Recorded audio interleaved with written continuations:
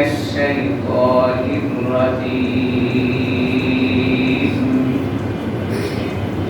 بسم الله الرحمن الرحيم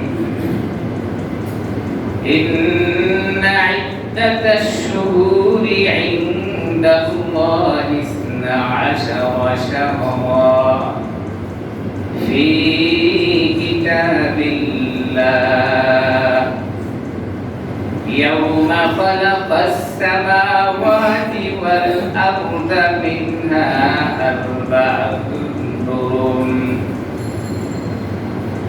فقال تعالى وما محمد إلا رسول قد خلت من قبله الرسل وقال النبي صلى الله عليه وسلم أفضل الصيام بعد رمضان شهر الله المحرم أو كما قال النبي عليه الصلاة والسلام وقال تعالى في شان حبيبه ومحبوبه ومعشوقه مخبرا وآمرا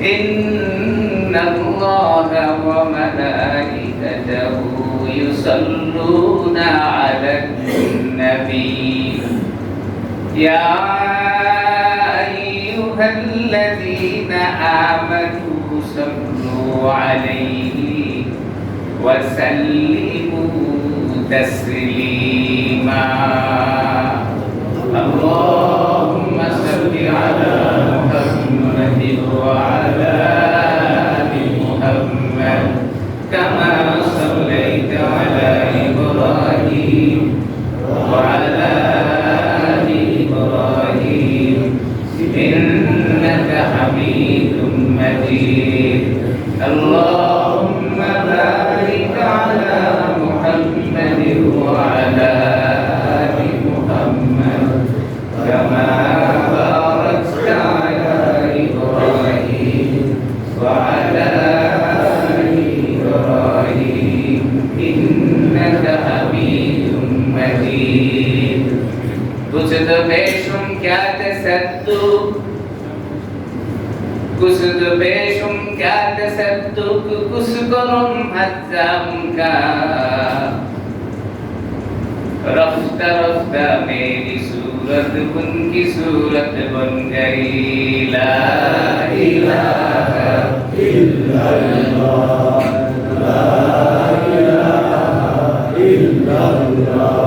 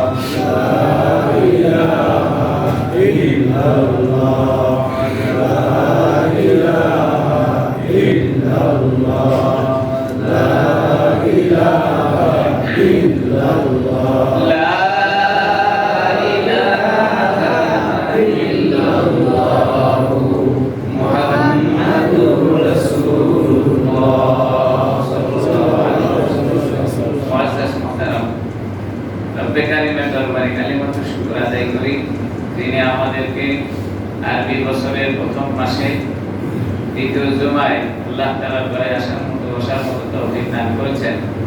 সেই সাথে কোরআনে হাকিমের কিছু কথা, হাদিসের কিছু কথা বলবার মতো, শুনবার মতো আল্লাহ সময় করে দিয়েছেন। জন্য জবান খুলি অন্তরের অন্তঃস্থল থেকে একবার আদায় করি আলহামদুলিল্লাহ। আল্লাহ সবচেয়ে বেশি খুশি হন বান্দা যখন শুকরগুজারি করে। এজন্য সর্বদা আল্লাহ তাআলা শুকরগুজারি করেন। সুখে দুঃখে, হাঁটতে চলতে, কষ্টে আরামে, ব্যবসা বাণিজ্যে, চাকরি, যেখানে যে অবস্থায় থাকি না কেন সর্বদা শুকর আদায় করবো কার? আল্লাহ। জবান খুলে বলি কার? আল্লাহ। বলি আলহামদুলিল্লাহ। সবচেয়ে বেশি খুশি হন আল্লাহর প্রশংসা যখন বান্দা করে। প্রশংসা তো আল্লাহ তাআলারই হবে। আমরা দুনিয়ার জীবনে সামান্য কিছু কারো কাছ থেকে পেলে প্রশংসায় শেষ পর্যন্ত পৌঁছে দেই। যা আছে তাও বলি, যা না আছে তাও বলি। যতটুকু করেছে এর চেয়ে কয়েক গুণ বেশি বাড়িয়ে বলি পাওয়ার আশায়। আর আল্লাহ তাআলা যতটুকু দিয়েছেন বিন্দু পরিমাণও শুকরগুজারি করতে পারি না। কোন বিষয়ের উপরে আল্লাহ তাআলা শুকরগুজারি করবে? আপাত মস্তক থেকে যদি আমি দেখি, একটি ওয়াঙ্গের নিয়ামত, একটি ওয়াঙ্গের প্রশংসা আল্লাহ তাআলার কাছে করা জিন্দেগি ভর সেজদা দিলেও সম্ভব সম্ভব। এক ব্যক্তি মনে করছিল নৌকায় জাহাজে উঠছে, জায়গা কম, ভাবতেছিল যে হাত পা গুলো যদি কবজা সিস্টেম করা থাকতো খুলে খুলে লাগেজে ভরে নিয়ে পার হয়ে যেতাম, আবার ওই পারে গিয়ে এটা নাট বল্টু সেটিং করে আবার চলে যেতাম। ভালো বুদ্ধি, জায়গা কম, হাত পা বেশি জায়গা নেই। কিছু সময় পরে জাহাজের মধ্যে ঘুমিয়ে গেছে। ঘুমিয়ে যাওয়ার পরে তার লাগেজটা চুরি নিয়ে গেছে, চুরি হয়ে গেছে। লাগেজ চুরি হয়ে গেছে। ঘুম থেকে জেগে দেখেন লাগেজটা নাই। চিৎকার দিয়ে বলে আলহামদুলিল্লাহ, আল্লাহ তাআলার শুকরগুজারি করি। আজকে যদি হাত পা গুলো লাট বল্টু সিস্টেম থাকতো আর আমি লাগেজের ভিতরে খুলে রেখে দিতাম, তো চোরে তো আমার সব নিয়ে যেত। কি বলেন, হাত পা থাকতো? আমার চিন্তা কি আর আল্লাহর চিন্তা কি? বিছানায় ঘুমাতে গেলে মনে হয় কাজ হয়ে গেলে হাতটা বেশি মনে হচ্ছে, তখন মনে হয় যদি কবজা সিস্টেম থাকতো তো খুলে রাখতাম, আবার ঘুম থেকে জেগে লাগাইতাম। কিন্তু যেটা ভালো আল্লাহ সেটাই করে। এজন্য সারা জিন্দেগি ভর যদি আপনি শুকরগুজারি করতে থাকেন, একটি নিয়ামতের শুকরগুজারি করা মানুষের জিন্দেগিতে সম্ভব। কি যে কারিগর, যেখানে যে জিনিসের প্রয়োজন আল্লাহ সেখানে সেই জিনিস করে দিয়েছেন। চোখ দুটো তো মাথায় লাগিয়ে দিয়েছেন, যদি পিছনে দিত, আজকে আমার কাছে আপনার কাছে মনে হচ্ছে সামনে দিয়েছে, এটা পিছনে দিলেও তো মানুষ দেখতো। বিবেককে জিজ্ঞেস করেন, আপনার আর আমার চোখ দুটো যদি পিছনে দিত তো কি অবস্থায় হতো? আমার বডি স্ট্রাকচার গতি একদিকে, আমার চোখ আর একদিকে। ব্যাক গিয়ারে যেতে হতো, ব্যাক গিয়ার। আল্লাহ, আপনি খাইলেন, ওয়াশরুমে যাওয়ার পরে যখন বসেন একবার ভেবে দেখেন, এখন তো অনেক মানুষ আছে বসার আর বুদ্ধি নেই। কি কি সিস্টেম আছে না, হাত দাঁড়ায় হাত বসা, কমোড, হাই কমোড, কমোড তো কমোড, আবার হাই কমোড, মানে অর্ধেক দাঁড়ায় আর কি, আর বসতে পারে না। আপনি দেখেন যে অর্ধেকে তো আপনি বসতে পারছেন, এটা যদি আল্লাহ তাআলা এই ভাস করার শক্তিটা না দিতেন কি হতো? আপনার জরুরত সারা লাগতো, আমার জরুরত সারা লাগতো দাঁড়িয়ে। একবার খেয়াল করেন, দাঁড়িয়ে যদি আমার অশ্রম করা লাগতো, উপায় দেখেন। আছে তো কিছু হাইওয়ান তো আছে দাঁড়িয়েও করে, নর্দমা ছেড়ে দেয়, পশু পাখি যেরকম, হ্যাঁ, কি বলে, প্রাণী জগৎ, এদের মতো কিছু মানুষের চরিত্র আছে। আল্লাহ তাআলা সিস্টেম করে দিয়েছিলেন বসে সুন্দর করে আরামাইসে সে জরুরত পূরণ করবে, কিন্তু বসার সুযোগ পাওয়ার পরেও দাঁড়িয়ে দাঁড়িয়ে পেশাব করে। আমি দেখলাম সেদিন মসজিদের এই পেশাবখানাতে সে প্যান্টের সেট খুলে দাঁড়িয়ে দাঁড়িয়ে পেশাব করছে। আমি বের হতে পারলে ওরে ঘাট ধরে ঘুরাই দিতাম, বাইরে করো। মসজিদে আসার পরেও তার বিবেকে প্রশ্ন করে নাই যে মসজিদের ওয়াশরুম, মসজিদের পেশাবখানা, সেখানে সে দাঁড়িয়ে পেশাব করছে চতুষ্পয় প্রাণীর মতো।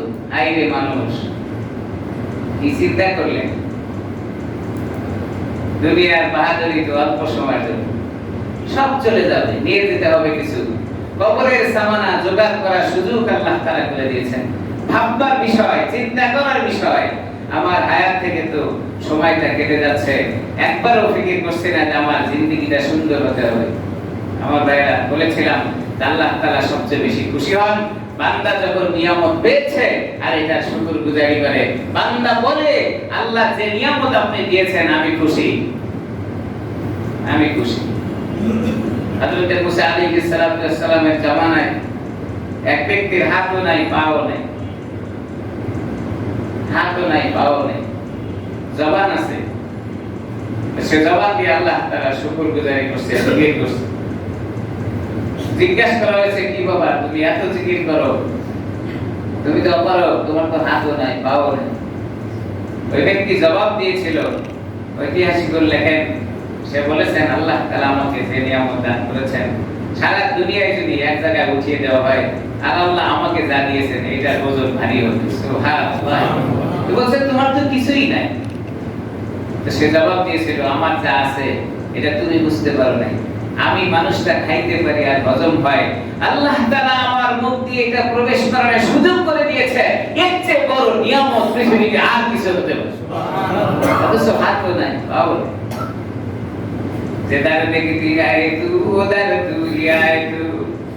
আপনি যেদিকে তাকাবেন শুধু আল্লাহ তাআলার নিয়ামত দিয়ে ভরপুর করে রেখেছেন।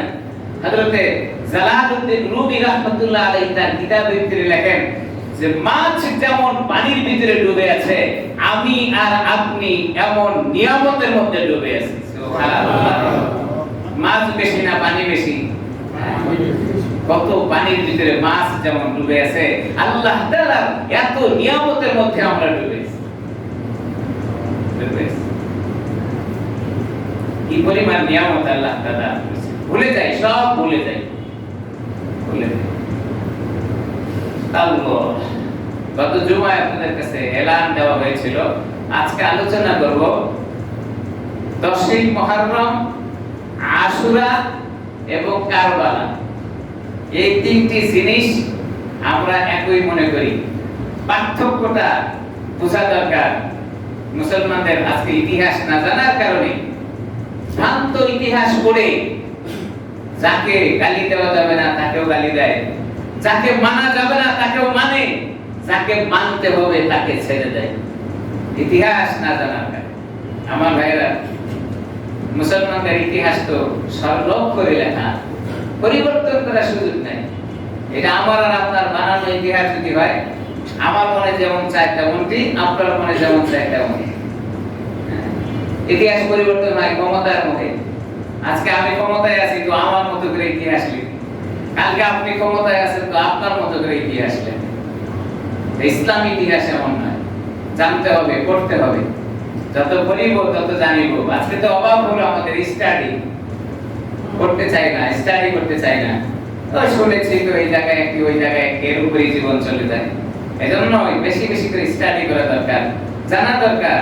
আহলে হক, আহলে সুন্নাত ওয়াল জামাতের উপরে যারা আছে, আহলে সুন্নাত ওয়াল জামাত যারা, সাহাবায়ে কেরামের আদর্শের উপরে যারা চলেন, এদের কাছ থেকে জিজ্ঞেস করা, এদের উপরে নকশা নমুনা মনে করা, এদের পদক্ষ অনুসরণ করে আমার ইসলামের পথে চলা। আজকে সমাজে পীর মানে চট পরে থাকে, তার মুরব্বী মানে চট পরে আছে, হাইরে দিবে, এটারে মুরব্বী মানে। আমি মাঝে মধ্যে বলে থাকি শরীরে কিছু নাই, ওইটা আর মুরব্বী। কিছু তোরাও কেন? বাবার কাছে অনেক কিছু আছে। আরে বাবার কাছে যা আছে সব তো বের করে রাখছে, বাবার কাছে আছে নাকি? এটা বাবা মুরব্বী। আমার ভাইরা এগুলো বলার উদ্দেশ্য না, উদ্দেশ্য হলো আমার জিন্দেগিকে যেন আহলে সুন্নাত ওয়াল জামাতের পদঙ্ক অনুসরণ করে জীবনটা সহি তরিকায় চলে। যা করব সেটা যেন সঠিক হয়। এইজন্য তো হাদিস আল্লাহর নবী বলেছেন আখলিস দীনাকা ইয়াকফিকাল আমালুল কালিল। আমল অল্প হবে কিন্তু সেটা যদি সঠিক পথে হয় তো অল্প আমলই আপনাকে নাজাতের জন্য যথেষ্ট করে দেবে। এজন্য আমল অল্প, তরিকা লাগবে সহি। ভ্রান্ত পথে চলা যাবে না, ভ্রান্ত পথে চলা। দেশটা নষ্ট হয়ে যাচ্ছে, পরিবেশ নষ্ট হয়ে যাচ্ছে, এগুলোর দিকে আমাদের খেয়াল নাই, এদিকে খেয়াল নেই। আজকে যদি দেশে ইসলামী শাসন থাকতো, আজকে যদি কোরআন সুন্নাহর শাসন থাকতো, চাই না। কেন চাই না জানেন? আমার মোষের তাও দেওয়া বন্ধ হয়ে যাবে, ইসলামী শাসন ব্যবস্থা হয়ে গেলে চুরি বন্ধ হয়ে যাবে, ইসলামী শাসন ব্যবস্থা থাকলে ডাকাতি বন্ধ হয়ে যাবে, ইসলামী শাসন ব্যবস্থা থাকলে মদ চলবে না, ইসলামী শাসন ব্যবস্থা থাকলে জুয়া চলবে না, ইসলামী শাসন ব্যবস্থা থাকলে ঘুষ দুর্নীতি চলবে না। যার কারণে নামাজ ঠিকই পড়ি কিন্তু ইসলামী শাসন ব্যবস্থা চাই না। কি বলে ঠিক কিনা? নামাজ ঠিকই পড়ি, ইশরাক করে, আওয়াবিন করে, তাহাজ্জুদ করে, চাষ করে, দান করে, সদকা করে, কিন্তু জিহাদ ও ফরজ এটা চায় না। ইসলামী শাসন ব্যবস্থা প্রয়োজন, সমাজ থেকে দুর্নীতি দূর করার জন্য ইসলামী শাসন ব্যবস্থার বিকল্প আর কোনো কিছু পাওয়া যাবে না। কিন্তু মুসলমান নামাজও পড়ে, ইসলামী শাসন ব্যবস্থা চায় না। কেন চায় না? আমার শব্দ নষ্ট হয়ে গেল। আপনি একটাই যদি না চান, একটার কারণে সব বরবাদ। আপনি মনে রাখবেন, আপনি নামাজটাকে ফরজ মনে করেছেন, জিহাদটাকে ফরজ মনে করেন নাই। জিহাদ ফরজ না মনে করার কারণে নামাজ আপনার জন্য বরবাদ, কোনো উপকারে আসবে না। এটা জটিল। ইসলামী শাসন ব্যবস্থা চাওয়া দরকার, খেলাফত ব্যবস্থা পাওয়া দরকার, চাওয়া দরকার। করতে পারছি না পারো, কিন্তু তামান্না থাকা দরকার। এদেশে খেলাফত ব্যবস্থা কায়েম হয়ে গেলে দুর্নীতি দূর হয়ে যেত।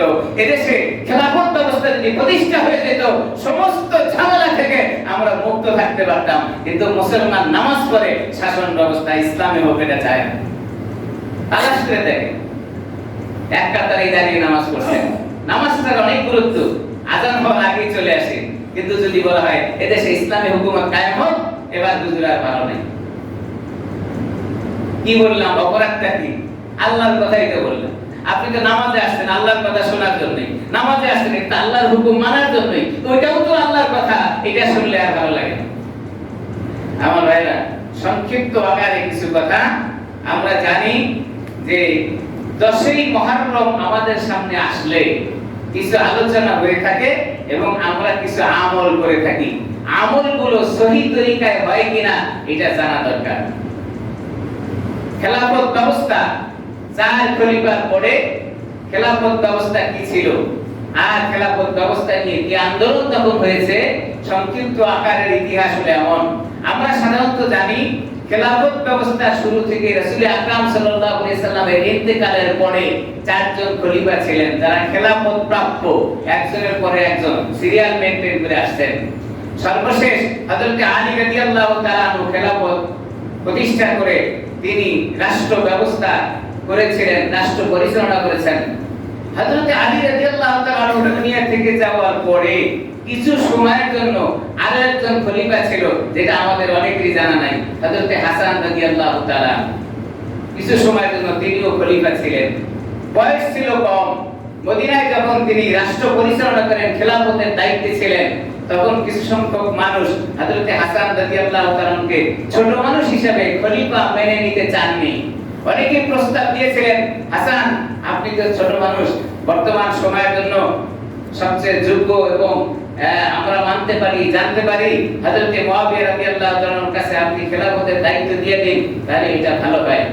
হযরত হাসান রাদিয়াল্লাহু তাআলা খেলাফতের দায়িত্ব স্বেচ্ছায় ছেড়ে দিয়েছিলেন, হযরত মুয়াবিয়া রাদিয়াল্লাহু তাআলাকে দিয়েছিলেন। হযরত মুয়াবিয়া রাদিয়াল্লাহু তাআলার কথা শুনলে আমাদের কিছু লোকজন আছে যাদের গায়ে চুলকানি আসে।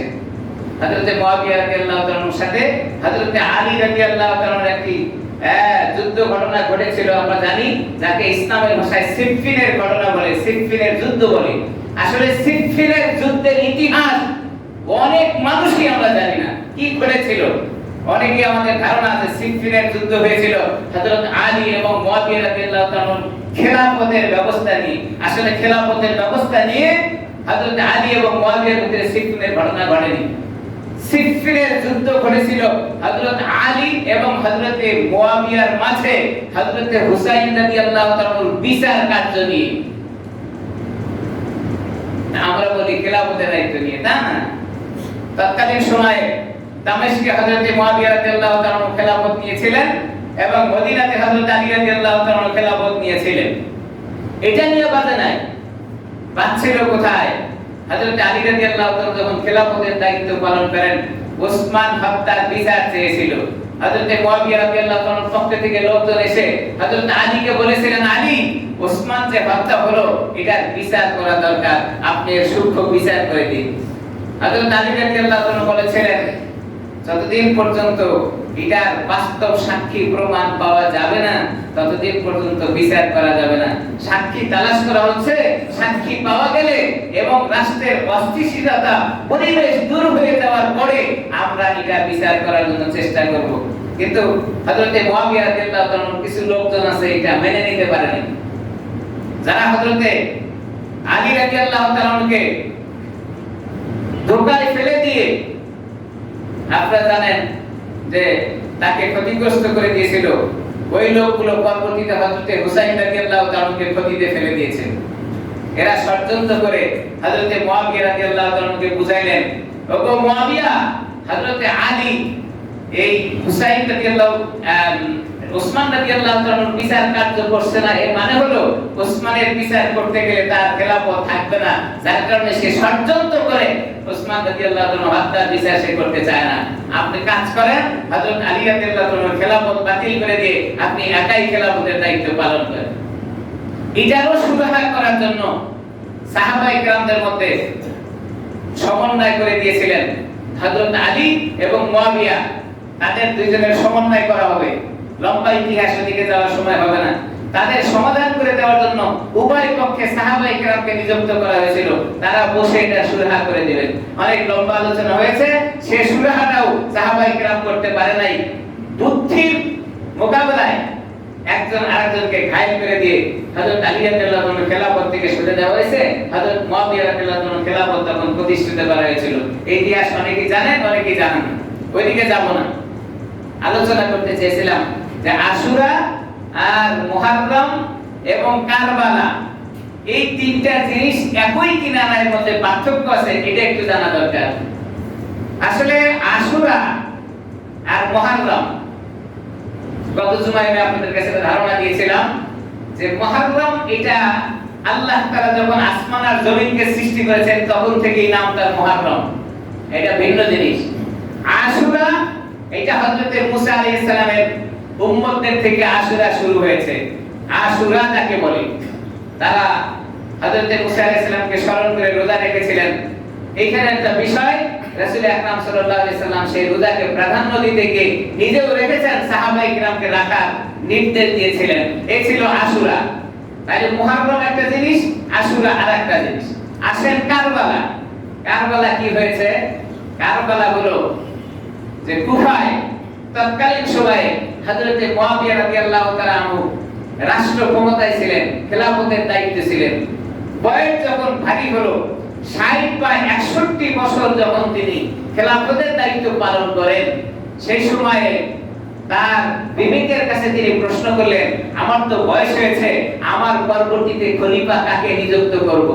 তিনি গবেষণা করে দেখেছেন, ইজতিহাদ যাকে বলে, ইসলামের ভাষায় ইজতিহাদ করা হয় গবেষণামূলক চিন্তা।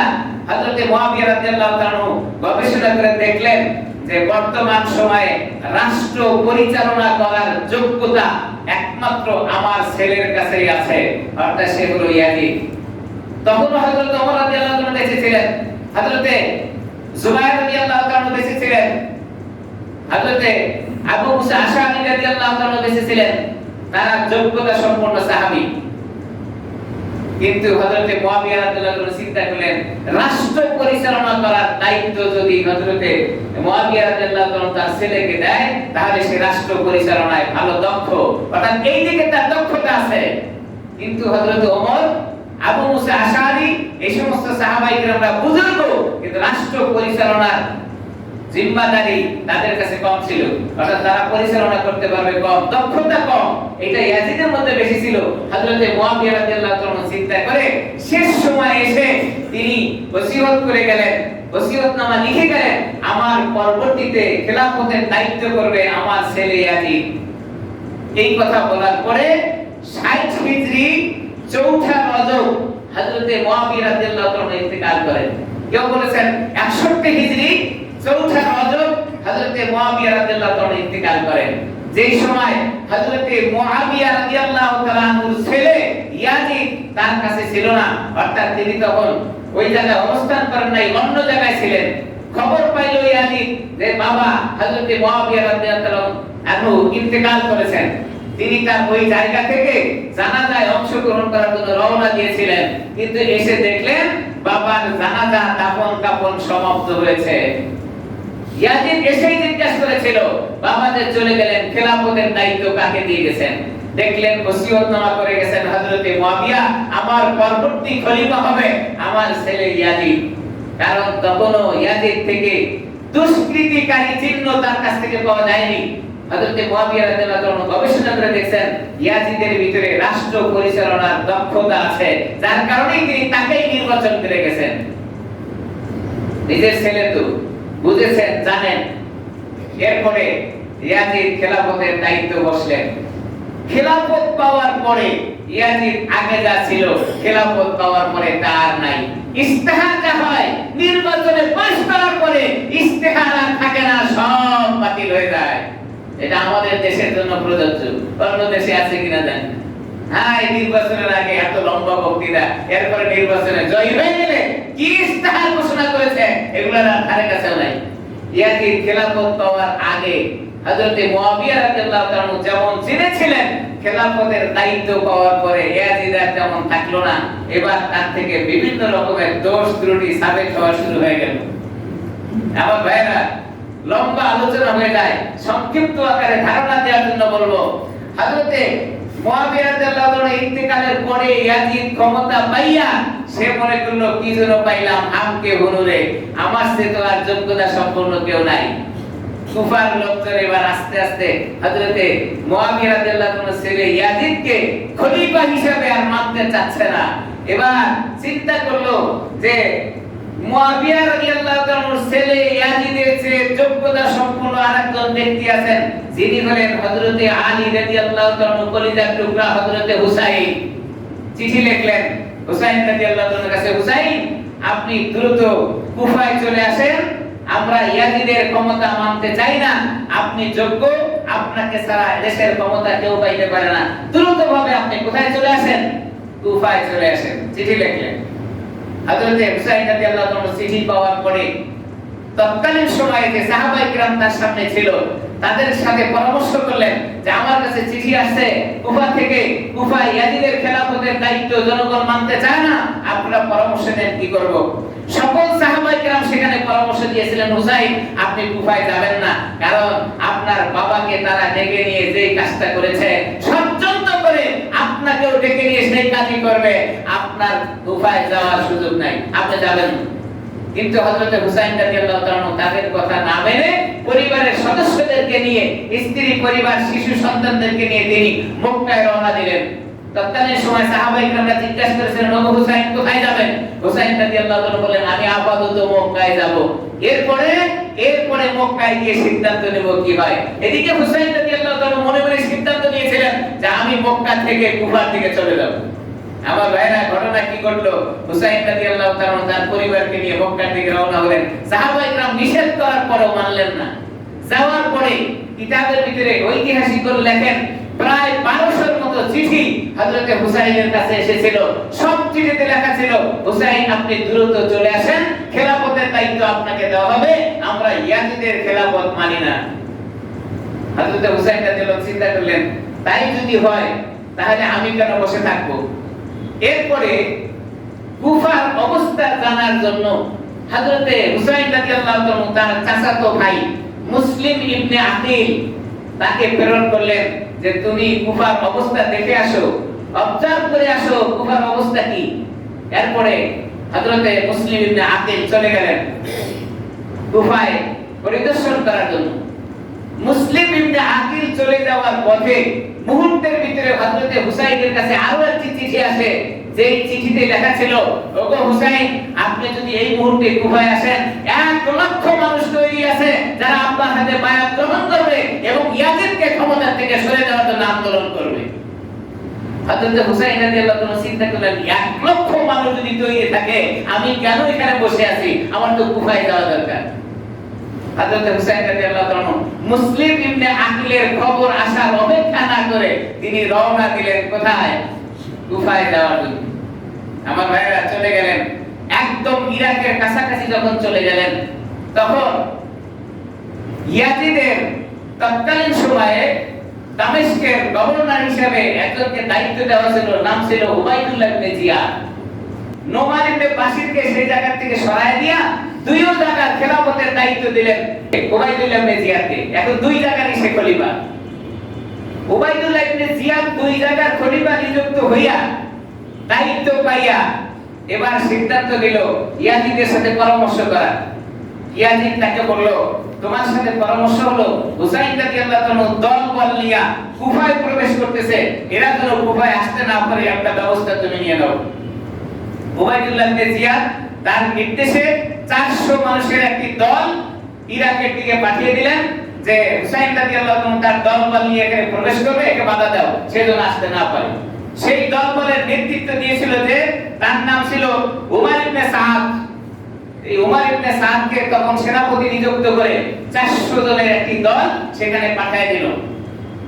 এই উমার ইবনে সাদকে হযরত হুসাইন রাদিয়াল্লাহু আনহু চিনতেন। যখন ইরাকের জমিনে গিয়ে হুসাইন রাদিয়াল্লাহু আনহুর সাথে উমার ইবনে সাদের মুলাকাত হলো, দেখা হলো, তখনই হুসাইন রাদিয়াল্লাহু আনহু বুঝে নিয়েছেন আমার আর কুফায় যাওয়া হবে না, কারণ কুফায় তো ইয়াজিদের দলবল ভারী হয়েছে, যারা চিঠি দিয়েছে এরা আমাকে ধোঁকায় ফেলে দিয়েছে। কারণ উবাইদুল্লাহ ইবনে জিয়াদ তার নেতৃত্বে যখন উমার ইবনে সাদকে এখানে পাঠিয়ে দিয়েছে আমাকে বাধা দেওয়ার জন্য, নিশ্চিত ওইখানকার খেলাফতের জিম্মাদারিতে যে আছে সে এখন মজবুত, তার কাছে আমার যাওয়া ঠিক হবে না। তখন তিনি ঢাকা সাকায় করে গেলেন, আমি এখন কি করব? ইরাকে চলে আসেন।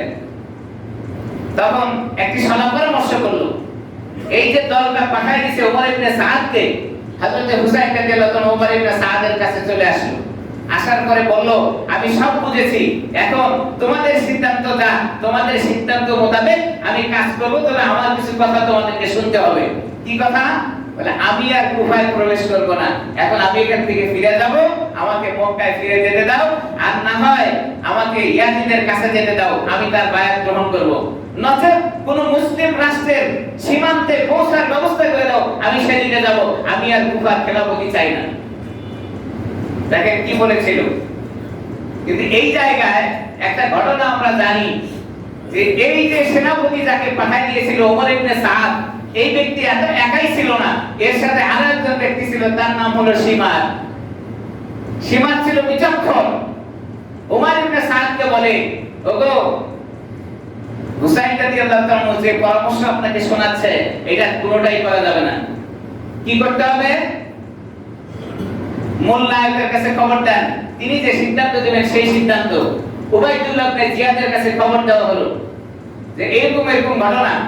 তো উবাইদুল্লাহ ইবনে জিয়াদ এই কথা শোনার পরে তিনি একটু নরম হয়েছিলেন, যে ভাই ইয়াজিদের কাছে আসো, না হয় সে মক্কায় ফিরে যাক, না হয় অন্য কোন মুসলিম রাষ্ট্রের সীমান্তে পৌঁছে যাক। উনি একটু নরম হয়েছিলেন। কিন্তু সীমার তাকে বলল, ওগো উবাইদুল্লাহ ইবনে জিয়াদ, শিকারী হাতে পাওয়ার পরে ছেড়ে দিবেন, এটা ঠিক হবে না, বরং এটার একটা ব্যবস্থা আপনি নিয়ে নেন। তখন উবাইদুল্লাহ ইবনে জিয়াদ সীমারকে বললেন যে তাহলে তাকে বন্দী করো। বললেন বন্দী করার নির্দেশ। কিন্তু সীমার চিন্তা করলো, বন্দী করলে তো একটা ব্যবস্থা পরে হয়ে যেতে পারে, যদি একে দুনিয়া থেকে বিদায় করে দেওয়া যায় তাহলে খুব ভালো ব্যবস্থা হয়। তখন সীমার নিজে মানে নাই, সীমারের সাথে আরো একজন সাথীদার ছিল, তার নাম হলো সিনান। সিনানকে নির্দেশ দিল, এই তোমরা বসে আছো কেন, হুসাইনকে দুনিয়া থেকে বিদায় করে দাও। সীমার নিজে হাতে মারে নাই, বরং মারার নির্দেশ দিয়েছিল সিনানকে। অন্য জায়গাতে ভিতরে আছে সিনান এবং সীমার দুইজন একই নাম, একই নামের কারণে একজন সীমান আর একজনকে সিনান বলা হয়েছে। আরো একটা riwayat পাওয়া যায় যে দুই ব্যক্তির নাম, একজন তরবারি দিয়ে আঘাত করেছে আর একজন বল্লম দিয়ে আঘাত করেছে। হযরত হুসাইন রাদিয়াল্লাহু তাআলাকে সেখানে শহীদ করে দেওয়া হলো। চলে গেলেন 72 জন মানুষ সেখানে তিনি নিয়ে গেছিলেন সাথে, এক এক করে সবগুলোই শহীদ হয়ে গেছে। ঐতিহাসিক করে লেখেন 72 জন শহীদ হওয়ার পরে হযরত হুসাইন রাদিয়াল্লাহু তাআলা এক কিনারায় বসা ছিলেন, সবাই তাকিয়ে আছে, কিন্তু তাকে হত্যা করতে কেউ রাজি হয় নাই, যায় নাই। কেন? সবার চিন্তা ছিল ইনি তো ছোট মানুষ না, হযরত আলী রাদিয়াল্লাহু তাআলা কলিজার টুকরা সন্তান, নবী আকরাম সাল্লাল্লাহু আলাইহি ওয়াসাল্লামের নাতি, কিভাবে তাকে দুনিয়া থেকে বিদায় করা যায়, এই বাধা সব মানুষের অন্তরে দিয়েছিল, কিন্তু সীমারের নির্দেশে পরে তাকে দুনিয়া থেকে বিদায় করা হয়। আমার ভাইরা, মর্মান্তিক ঘটনা। হযরত হুসাইন রাদিয়াল্লাহু তাআলাকে বিদায় করে দিয়েছেন। এরপরে তার মাথাটাকে ইয়াজিদের কাছে নিয়ে পৌঁছানোর পরে হযরত ইয়াজিদ তৎকালীন সময়ে, যেহেতু সে তখনও খেলাফতের দায়িত্বে ছিলেন, হুসাইন রাদিয়াল্লাহু তাআলার মাথা দেখার পরে কিছু কথা সে বলেছিল। ঐতিহাসিকগণ লেখেন যে হ্যাঁ, কমিনার বাচ্চারা, আমি তো হুসাইনকে হত্যা করতে বলি নাই, আমি তো হুসাইনকে কুফায় প্রবেশের নির্দেশ দিয়েছিলাম, কেন তোমরা হুসাইনকে হত্যা করেছো? কেউ কেউ বলে।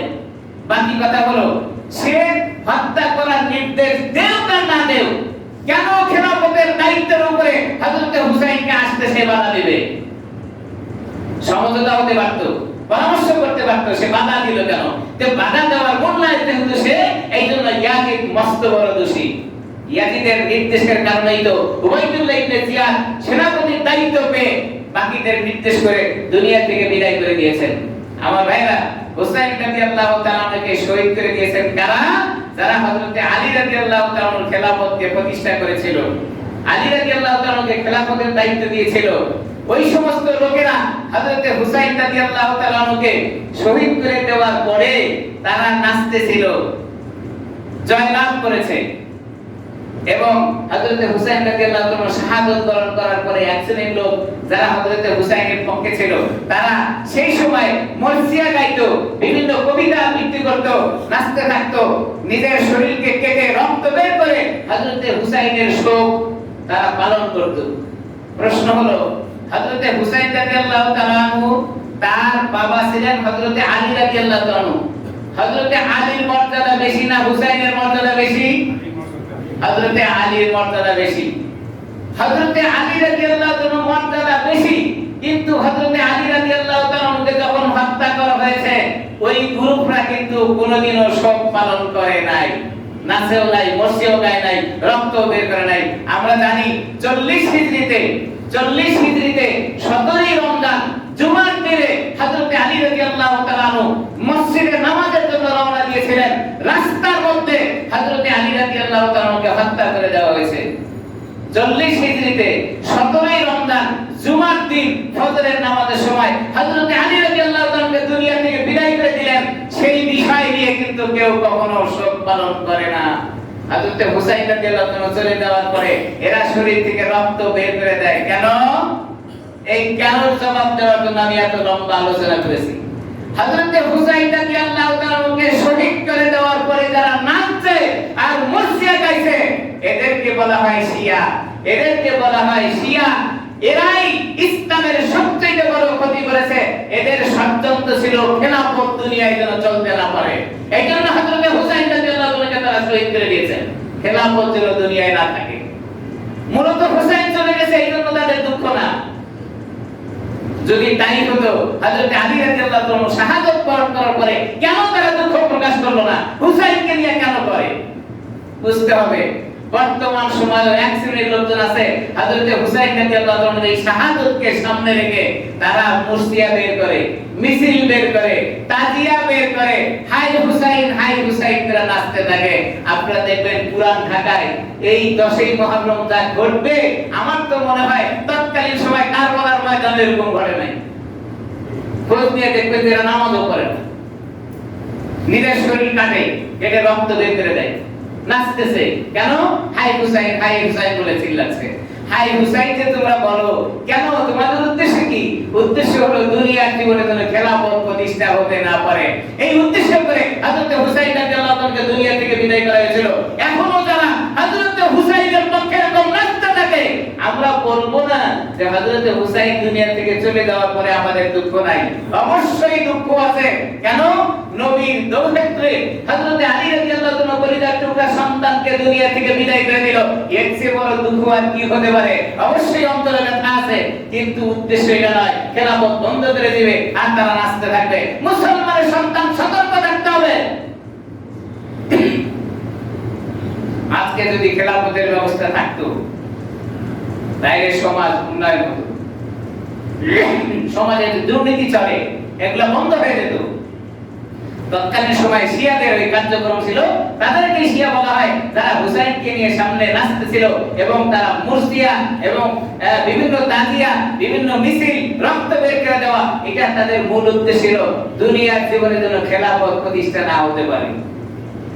এজন্য আমার ভাইরা, মুসলমানের সন্তানরা জানে আশুরা, মুহররম আর কারবালা একই জিনিস।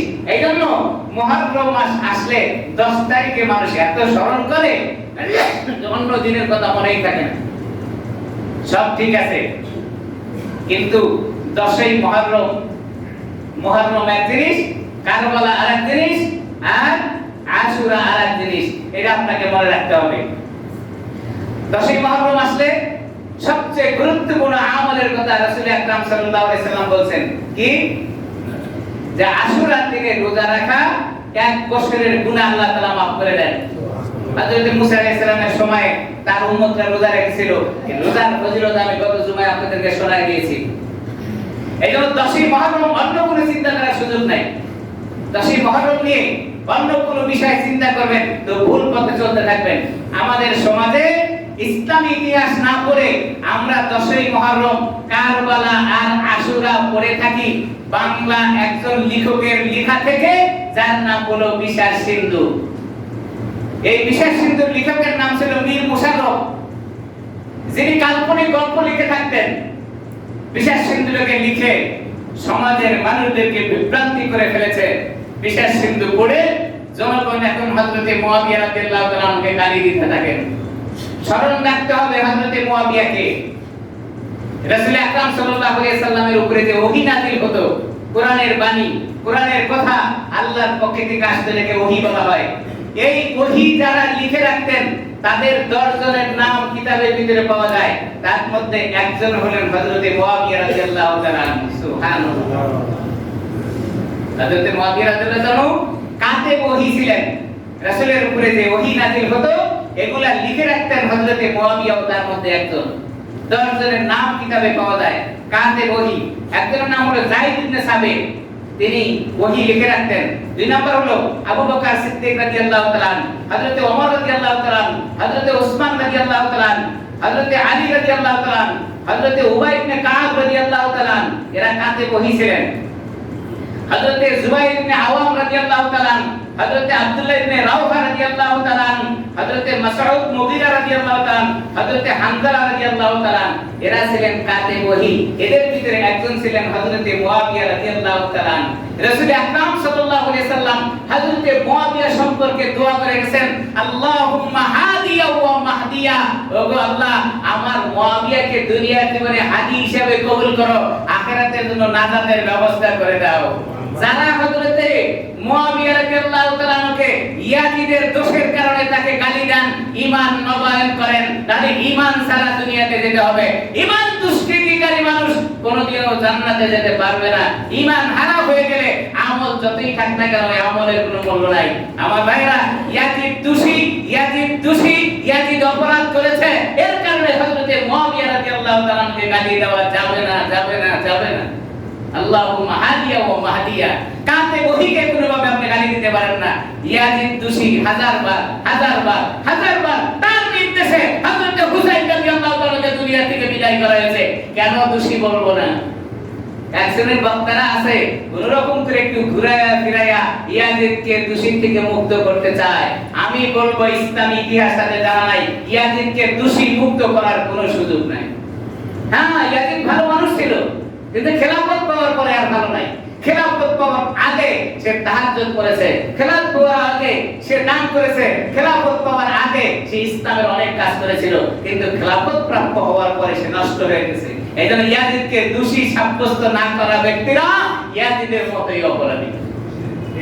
ইয়াজিদকে দোষী সাব্যস্ত না করা ব্যক্তিরা কার মতো অপরাধী? ইয়াজিদের মতোই অপরাধী। যারা বলেন ইয়াজিদ তো হত্যা করে নাই, আমি বলবো ইতিহাস তাদের কাছে জানা নাই।